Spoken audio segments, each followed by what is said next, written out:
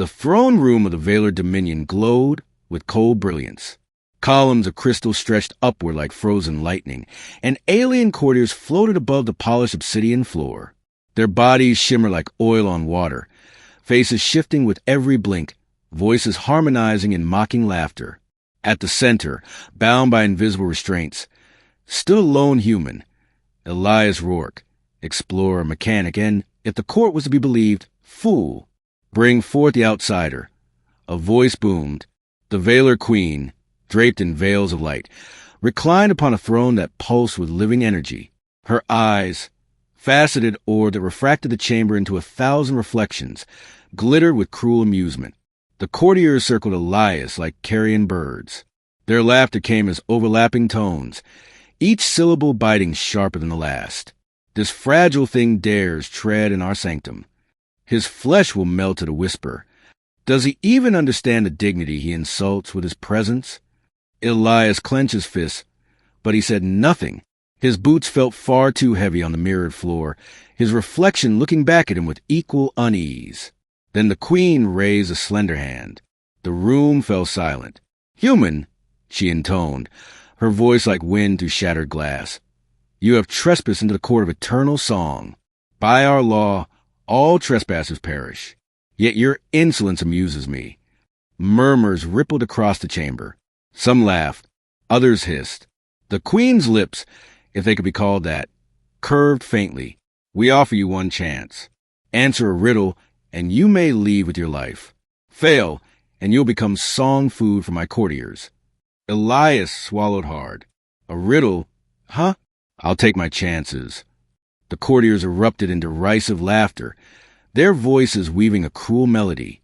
The queen rose, her form swelling until she towered over him.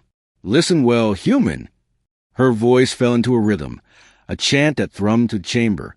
"I am the beginning of eternity, the end of time and space, the start of every end, and the end of every place. What am I?" The riddle echoed. Courtiers hissed in anticipation, eyes glimmering. Elias felt their gazes burning holes into him, waiting for him to stumble, to fail. His mind raced. He'd heard something like this before, an old earth riddle his grandfather once used to tease him when he was a boy. He closed his eyes. Beginning of eternity, end of time and space, start of every end of every place. It wasn't a thing. It wasn't an object. It was a letter. Slowly, he looked up at the queen. "The answer is the letter E." The chamber fell deathly silent. Then chaos erupted. Courtiers shrieked in disbelief, their voices no longer harmonious, but fractured, discordant. Some screamed it was impossible. Others hissed that he must have cheated. The queen herself froze, her luminous eyes narrowing. Slowly, impossibly, she began to laugh. The sound was like crystal shattering, sharp, yet strangely melodious. "You dare," she whispered, stepping down from her throne, her veils of light swirling like storms around her. "You, a human, solve the eternal riddle, one that has confounded even the lesser courts of the Valar for cycles uncounted." Elias tried to stand tall despite his trembling legs. "Guess you underestimated humans." The queen circled him, studying him as though he were both insect and miracle. Then she raised her hand, and the restraints around him dissolved. "Perhaps," she murmured, "there is more to your kind than weakness." The court did not take it well. As Elias was escorted to a side chamber instead of execution, the courtiers hissed behind him. Their mocking had curdled into venom. "This is an outrage. He is a cheat.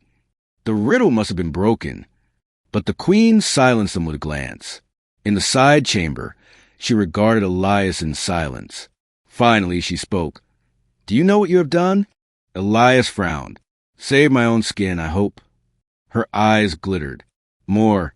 The eternal riddle was meant to remind us of mystery, of humility. It was believed unsolvable. For you to answer it, you have shifted the court itself."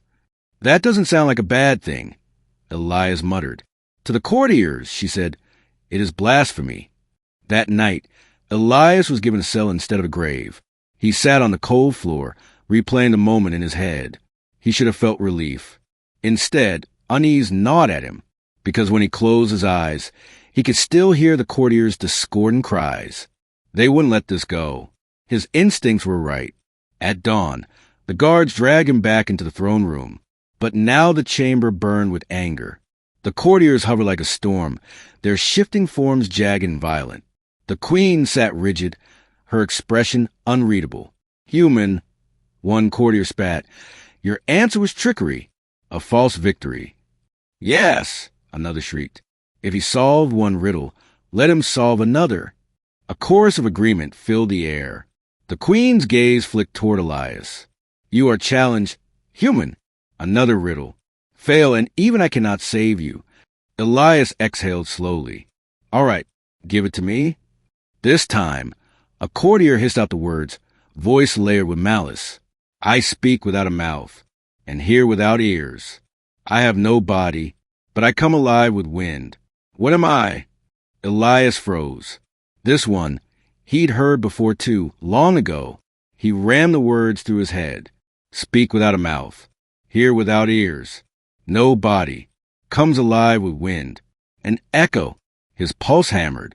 If he answered too quickly, they might accuse him again of cheating. But waiting too long could be deadly. Finally, he said, steady, an echo. The chamber fell silent again. And then, as one, the courtiers screamed. The queen rose, her expression unreadable. Twice you have answered. Twice you have undone centuries of arrogance. She turned, addressing her court. Shall we kill him still? Shall we deny what has been proven? The courtiers wailed in fury, their voices a hurricane. But beneath the storm, Elias saw something else. Fear. The queen's gaze settled back on him. You have broken the unbreakable. You're either an omen or a weapon. Elias set his jaw. Or maybe just a guy who knows some riddles. Her lips curved faintly. Perhaps. Yet you have earned my protection for now. In the days that followed, whispers spread through the Dominion. The human who solved the eternal riddle. The one who humbled the court. Some said he was a prophet. Others swore he was cursed. Elias found himself drawn back to the queen's presence again and again. She questioned him endlessly, not just about riddles, but about humanity, earth, and the strange simplicity of mortal life. And though he feared the courtiers' hatred, he noticed something shift. Their mocking had dulled. Some even regarded him with wary respect. One night, the queen asked softly, do humans always find answers where none exist? Elias shrugged. Not always, but we try. She considered this. Perhaps that is why you are dangerous. He smiled faintly. Or maybe it's why we're worth keeping around. Her laugh, soft crystalline, echoed to the chamber. And in that sound, Elias realized the truth. He hadn't just solved their riddle.